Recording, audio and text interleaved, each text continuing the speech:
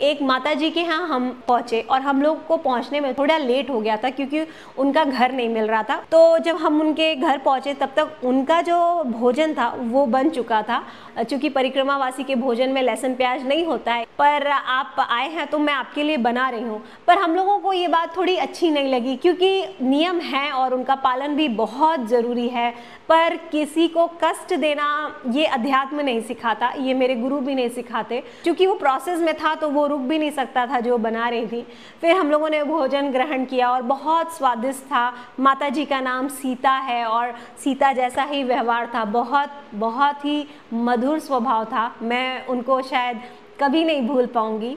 लेकिन जो दूसरे दिन की जो घटना हुई वो मेरे हृदय में उसका छाप, बहुत स्ट्रॉन्ग छाप रह गया। तो जब हम लोग सुबह जाने लगे तो माता जी ने बहुत प्यार किया मुझे, जैसे अपनी कोई बेटी से प्यार करता है ना। उन्होंने मुझे बहुत अच्छे से गले लगाया और मेरे माथे को और मेरे को बहुत बहुत चूमा।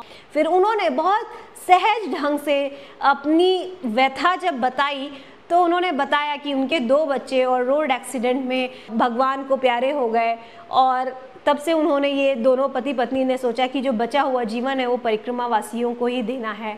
और इस बात को सुनकर के मुझे धक्का लगता, इससे पहले उन्होंने मेरा हाथ ऐसे बहुत प्रेम से पकड़ा हुआ था।